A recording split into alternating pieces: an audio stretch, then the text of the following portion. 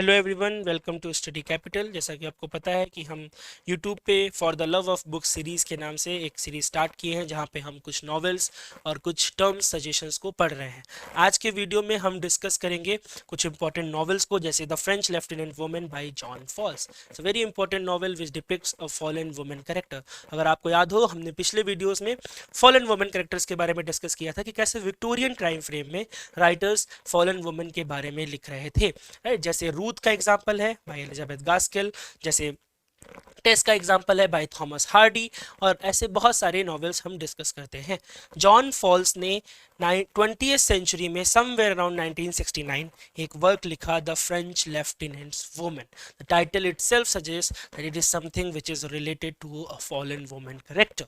जब आप इसको पढ़ोगे तो आप देखोगे कि कैसे फॉलन वुमेन कैरेक्टर, कैसे आइडेंटिटी जो है वो एक फॉलन वुमेन कैरेक्टर की बनाई जाती है through society, through the use of connotations which are there in society in general. तो ये वर्क बहुत इंपॉर्टेंट पोस्ट मॉडर्न टेक्स्ट है। कई सारी पोस्ट मॉडर्न टेंडेंसीज जो हम हिस्ट्री में पढ़ते हैं, कैरेक्टरिस्टिक्स को पढ़ते हैं, जैसे नॉन लीनियर प्लॉट हो गया, मल्टीपल एंडिंग्स हो गया। Right, multiple ending is also a very important aspect in post modern literature. और आप देखोगे जॉन फॉल्स के द फ्रेंच लेफ्टिनेंट वुमेन में भी उसका मेंशन आपको मिलेगा, मल्टीपल एंडिंग्स आपको देखने को मिलेंगे। तो ये जब वर्क एंड होता है, the three endings basically, one by the male protagonist, one by the female protagonist, and then one which is actually a real one. तीन अलग अलग तरीकों से रिप्रेजेंटेशन आपको दिखाया जाता है। जब इसको आप पढ़ोगे तो कई सारे रेफरेंस भी हैं। हर चैप्टर की ओपनिंग में फेमस वर्क्स, फेमस टेक्स्ट के जो है लाइंस के थ्रू हर चैप्टर को स्टार्ट किया गया है। There is one chapter number 13 in this particular novel, जहां पे आपको मिलेगा कि राइटर ने बात की है कि ये कैरेक्टर्स कैसे बना है। This is something which is again very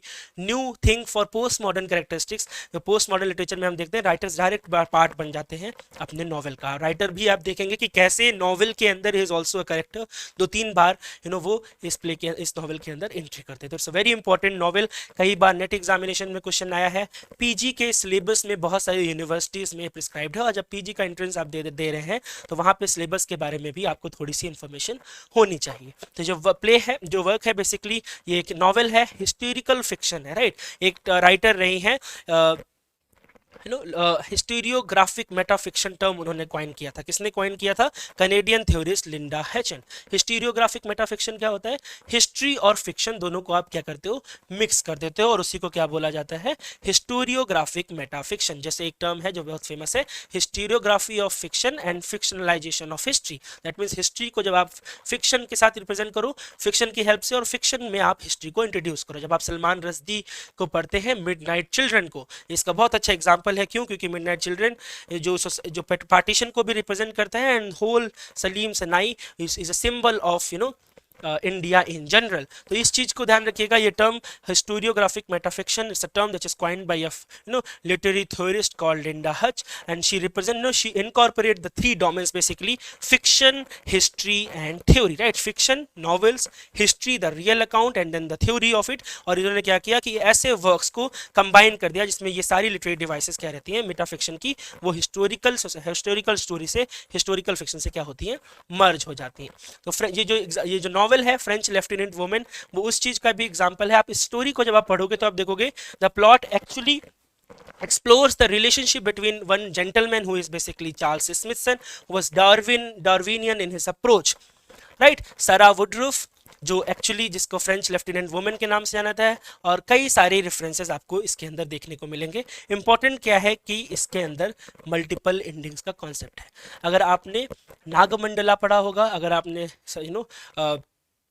Girish Karnad को पढ़ा होगा, तो आपको पता होगा कि मॉडर्न इंडियन लिटरेचर के अंदर भी ड्रामा में आपको ये रेफरेंसेस देखने को मिलते हैं। आप कमेंट सेक्शन में बताइएगा कि गिरीश कर्नाड की कौन सी नॉवेल है जिसमें मल्टीपल एंडिंग्स का कॉन्सेप्ट जो है वो यूज़ किया गया है।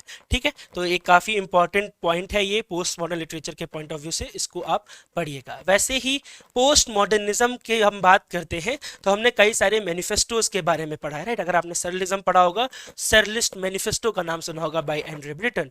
अगर आपने फ्यूचर पढ़ा होगा तो फ्यूचरिस्टिक मैनिफेस्टो के बारे में पढ़ा होगा। वैसे ही पोस्ट मॉडर्न के अंदर एक राइटर हुए हैं जॉन बार्थ, इनको आप रोला बार्थ से कंपेयर मत करिएगा, रोला Barthes is a different writer, John Barth is a different writer. इन्होंने एक एस्से लिखा है the literature of exhaustion, it's a very important essay because it is also known as manifesto of post modernism.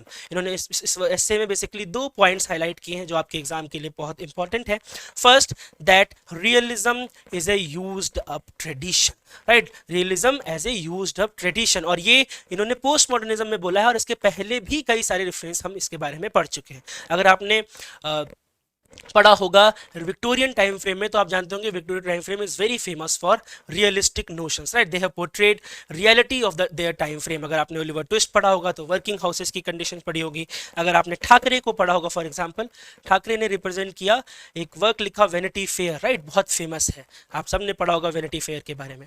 When Vanity Fair was actually published तो वो highly criticise हुई थी, क्यों? क्योंकि there is a female character is it because of the protagonist of the play, the novel. और क्यों important है? क्योंकि बहुत हार्श क्रिटिसिज्म हुआ था। तो एक इंटरव्यू में ठाकरे ने बोला था, I have no brain above, I have no eyes above my brain, I write what I see, and I write what I see is a very good example of realism, right, you see you write the reality of the society of that time frame.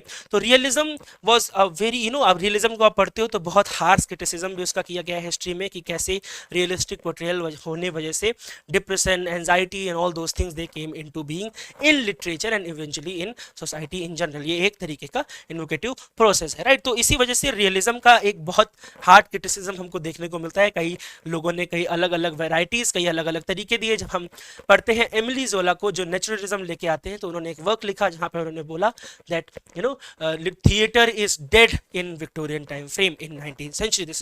This is a phrase that Emily Zola used in his works when basically he talks about naturalism. तो naturalism realism के against आएगा एक पहला notion जो है वो introduce हुआ था। और ये भी बात एग्जाम में एक बार एंट्रेंस एग्जामिनेशन में पूछी जा चुकी है कि एक्चुअली रियलिज्म के बाद जो उसके अगेंस्ट मूवमेंट आया था वो कौन सा था, राइट। तो पोस्ट मॉडर्निज्म में जॉन बार्थ ने जब इस एस्से को लिखा द लिटरेचर ऑफ एग्जॉशन को, तो उन्होंने 2 चीजें मेंशन की। पहला, that how literary realism is a used up tradition, and another thing when he said novels which imitate the form of a novel by an author who imitates the role of the author. Postmodernism tendency के बारे में पता है, novels which imitate the form of a novel, right? Novel के अंदर imitation of novel. Then again, author who imitates the role of an author, and then he said that novel as a literary form was coming to an end, right? Novel का end हो रहा है, as a literary form, novel क्या हो रहा है? खत्म हो रहा है. There is a one writer called Fukuyama.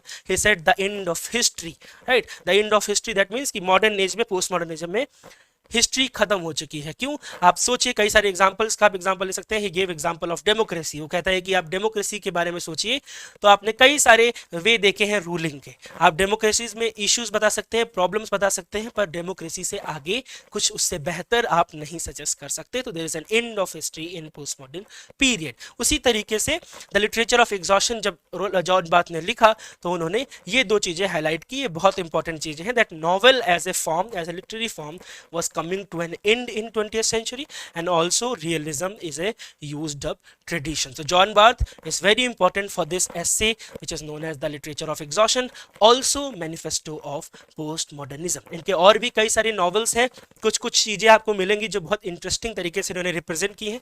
आजकल एग्जामिनेशन में मॉडर्निज्म और पोस्ट मॉडर्निज्म से बहुत सारे क्वेश्चंस आपके एग्जामिनेशंस में पूछे जाते हैं, तो बेसिक इंफॉर्मेशन आपके पास होना जरूरी है। जैसे the short wheat factor, the floating opera, The End of the Road, Giles Goat Boy. Giles Goat Boy is an important novel that is written by John Barth, right? तो इसके बारे में थोड़ा सा और आप डेप्थ में पढ़िएगा, थोड़ा सा जानकारी लेने की कोशिश करिएगा। इसके बाद हम पढ़ेंगे एक टर्म को। आपने कई सारे गेज के बारे में सुना होगा, राइट?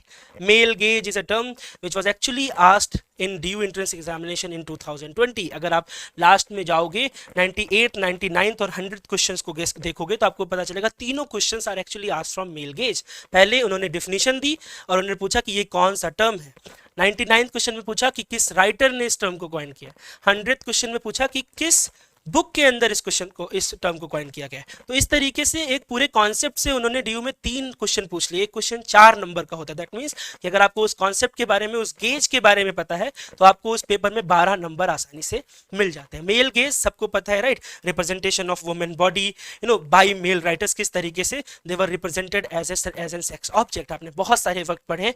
मेल गेज बहुत यूज्ड अप, बहुत फेमस टर्म हो चुका है। Laura Mulvey in her visual pleasure in narrative cinema इसके बारे में बात करती हैं। आपने कई सारे और राइटर को पढ़ा होगा, फ्राइड को पढ़ा होगा, उन्होंने जोसेंस के बारे में बात की, right, same concept with different meaning और with different term all together, उन्होंने भी इस बारे में बात की है। तो मेल गेज काफ़ी फेमस है। कई और भी गेज हैं जिनके बारे में हम बात नहीं करते हैं, जैसे white gauge which is used by Tony Morrison in her novels. अगर आप पढ़ोगे बिलवेड तो आपको पता चलेगा वाइट गेज क्या होता है। जब आप डिसेबिलिटी स्टडीज पढ़ोगे तो there is a disability gaze as well, right, कि जैसे for example I am telling you a name like John, so when you will think you will never come to that point where John is actually a disciple. This is also a gauge.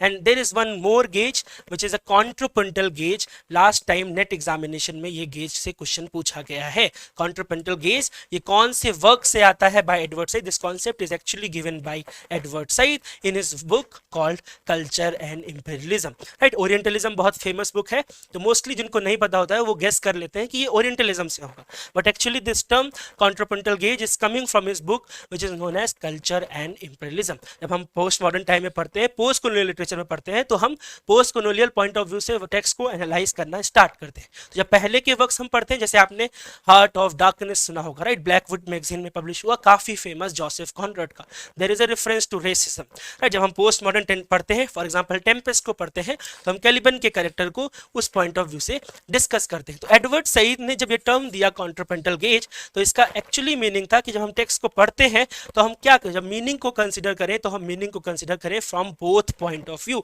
Not only from the point of view of coloniser but also from the point of view of colonised, right. Colonised और coloniser दोनों के point of view से हम क्या करें, किसी text को analyse करें। तो जब आप इसको पढ़ेंगे तो एडवर्ड सईद ने इस बुक में एक कोट दिया है that we must therefore read the great canonical text with an effort to draw out, extend, give emphasis and voice to what is silent or marginally present or ideologically represented in such works, right? That means कि जो चीज direct author ने express नहीं की है, बल्कि जो छुप गई हैं, what author he wanted to say but because of the societal invention उन्होंने उन चीजों को रिप्रेजेंट नहीं किया, उस आइडियोलॉजी को रिप्रेजेंट नहीं किया, कॉलोनाइज्ड के पॉइंट ऑफ व्यू को रिप्रेजेंट नहीं किया। जब आप टेक्स्ट को पढ़ें तो सिर्फ आप कॉलोनाइजर के पॉइंट ऑफ व्यू को कंसीडर ना करें, बल्कि कॉलोनाइज्ड के पॉइंट ऑफ व्यू को भी क्या करें, आप कंसीडर करें। इस टर्म का क्या नाम है, कॉन्ट्रापुंटल गेज का नाम है।